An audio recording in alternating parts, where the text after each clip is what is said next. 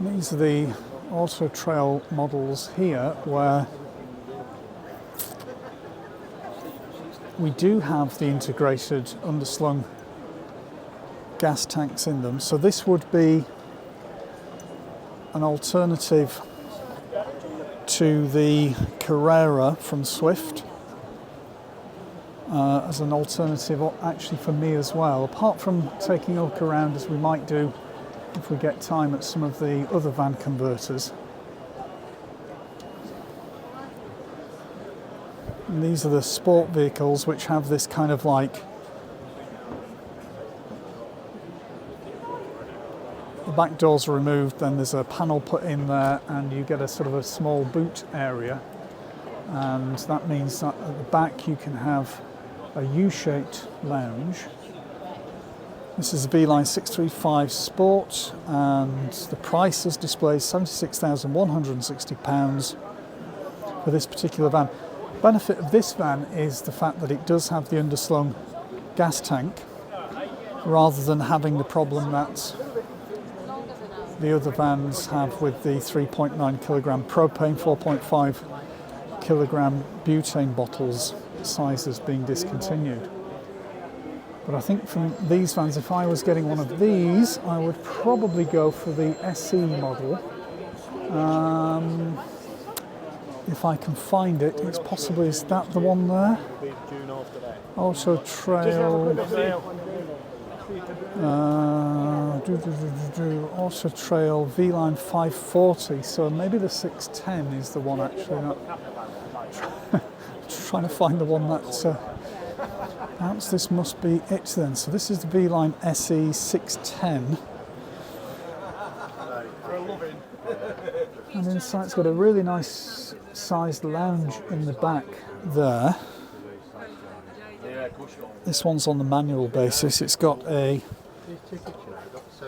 nice sized wardrobe, actually quite a big wardrobe in there. It means it's got a smaller fridge than the Carrera, but similar sized washroom, maybe slightly better appointed, but in this one, because of the wooden parts, you've got like a shower curtain.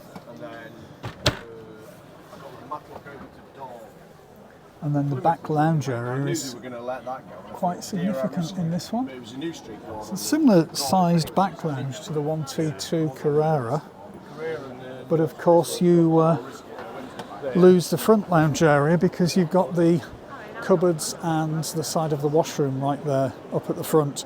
You obviously get the two seats at the front, but you don't get the extra bit of lounge area that you do in the Carrera. But that's on the, I mean, looking wise, it is a nice looking van in that kind of colour scheme, which looks to be black with like a sort of a decal pack on it to divide the blackness up, and that one has a full length awning on it. Now I don't know whether then in that case, actually that isn't the 636. So where is the 636 then? Is there one that size here?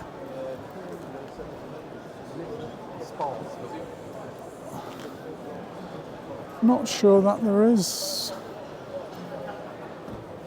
a 636. Oh, is that it there? No.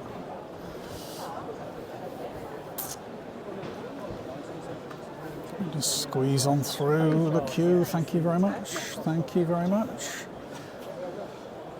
This is the Adventure 65. So of course, when you get to this size of vehicle, they start then adding the pop tops in. Now I don't know whether the pop tops are an option. Well, that's probably the same size as the one that actually competes with the Carrera 184 that I'm looking at. Apart from the fact that it's got a pop top, which I wouldn't use whatsoever, it is obviously a similar kind of layout to the, and now the prices have gone up. Push the button in, Trace. Push the little button in. Back bed area, is that slightly bigger than the,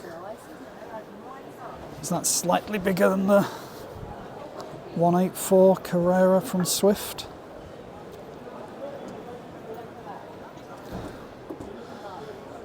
So it's probably similar size. That might be slightly longer.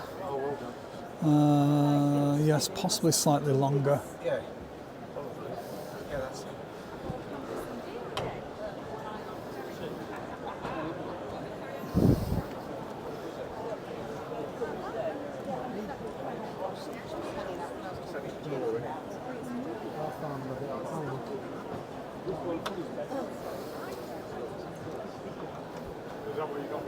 Yeah, exactly the same colour. This is the van. Not this van, but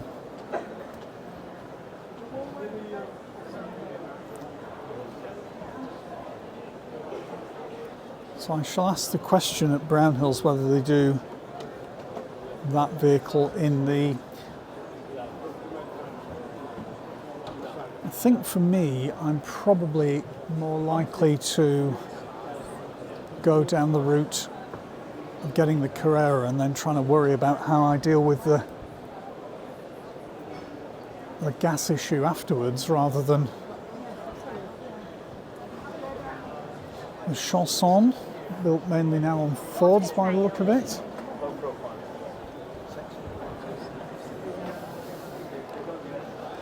And now I believe there is a new Ford Transit facelift, or a different looking Ford Transit out, so at some point that vehicle will be incorporated and used as part of the manufacture of these motorhomes. And so if you were buying one now, you're buying one with this particular style of Ford, and that will be different. I don't think they've got any of the new models here at the moment. Some on display in Germany, I think, in the shows there, but not here in the UK that I can see yet. And then there's the sort of Chausson panel van conversion, which we get in the Continental layout, of course, with the door on the other side, which is fine if you're in Europe. But somebody's lost part of their glasses there. This is the Sport line with a bed that folds up in the back to allow you some storage space underneath. And again, you would have to be sleeping width-wise in that. You're kind of interested to know what the width-wiseness of that is inside. And then so it's a 6-metre van, so it's a small van, and actually they've still managed to get the front lounge in, but that's because of course there is no rear lounge. That's just the bed in this one. Full length awning on it. And that's the V594 from Chausson, the best seller. I wonder how much that particular van is then. So that one on the road, price of the exhibitor motorhome, £73,280. So not necessarily cheap.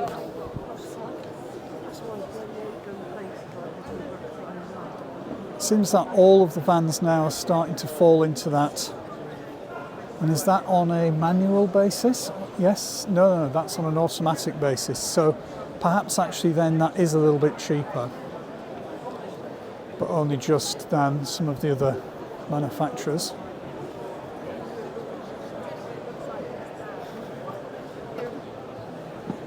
This is a nice looking bright design, with the fact that they've taken the white vehicle, and that being only 2.10 metres wide does make a difference, because with my particular driveway that would be a very doable vehicle to get down the drive, with the constraint that I've got about halfway down the drive. Huge amount of storage in the back of that. You almost live in that section at the back. 6.63 metres long. This is the Chausson X650 exclusive line on the Fiat chassis, and the price of this exhibited motorhome with options is £83,080. Got an awning there on the side. I do like the colour scheme. I think the bright blue does make a difference there. Just kind of brightens the whole thing up a little bit. And the fact that it's 2.10 metres does make it useful for people whose drives are not particularly wide. Lots of storage in the back, and these windows that they've used on the side have a nice flat, I think, are they Zeitz windows? Can't remember what the name of them is, what the type of brand of windows they are, but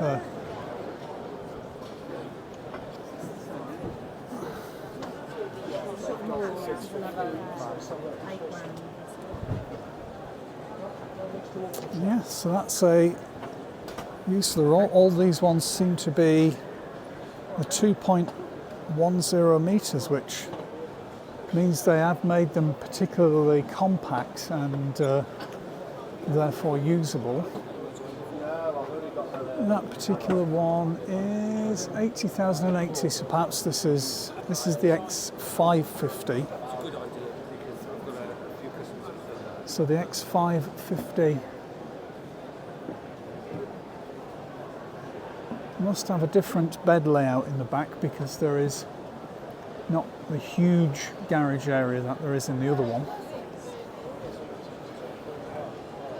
But they do look really nicely designed, clean, lean, attractive looking vehicles. There's not like the huge overhang that you get with typical coach built ones. They sort of, seems like they put quite a bit of effort into designing it in such a way that they've thought about the look and feel of it as well as the practicality of it. And that's the X650, which I think we just looked around the other version of. It's got the sort of panoramic roof in the front. Again, it's got the nice flush side windows. Everything seems to have been designed here to keep the design as clean as possible.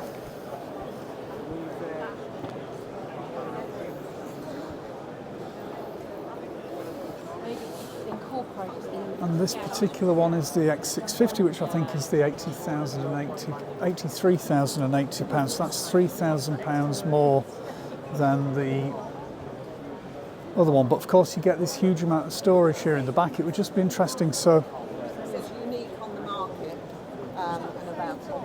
Oh, it's got a nice lounge area in the front. Trying to see what it's got there in the back. Is it a bed of some kind?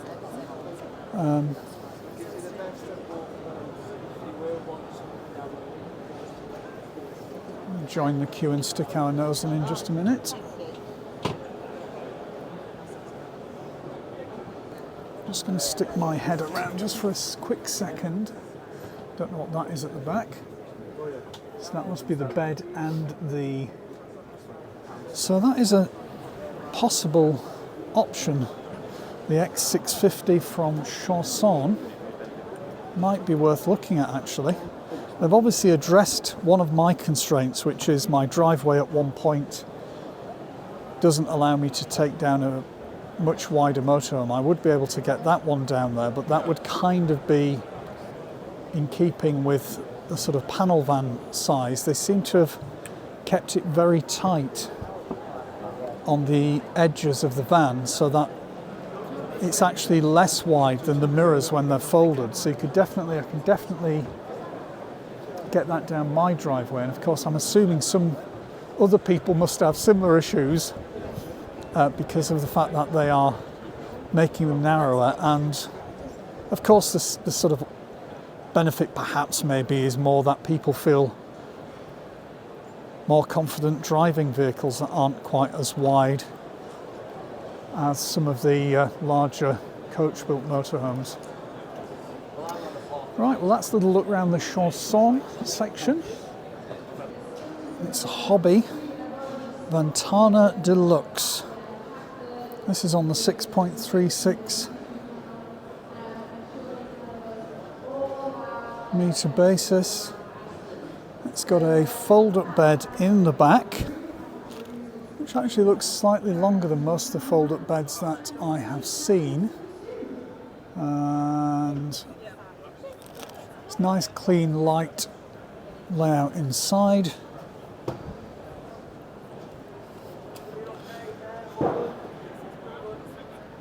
This particular vehicle at £81,684,000 on the road price. This one is on an automatic on the Fiat, and sort of nice light, looks like matte furniture inside. It's got a panoramic roof, a couple of decent sized skylights in there, and this looks like we've got a proper space for gas bottles. You could get two 6.5 kilogram propane bottles in there, so that, because it's an overbed, you get that solution kind of built in because you've got the space for it. When you get the end lounge or the rear lounge is when you start to come into problems with the taller gas bottles.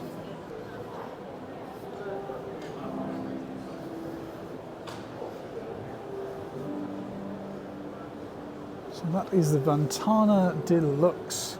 It's a little bit more expensive than I thought that was going to be, actually, in the 80,000s, given the others in that range are kind of in the 70, tall end of 70, 78, 79 with the auto box on. It seems to be a couple of £1,000s more expensive for some reason, don't know why. But they are pretty much the Continental layout. I haven't seen one yet that has a rear lounge in it. They all seem to be pretty much the bed at the back. That one there is a bed at the back too, I think. That one we looked at already. So yeah, they all seem to be, I don't seem to think they make a rear lounge version.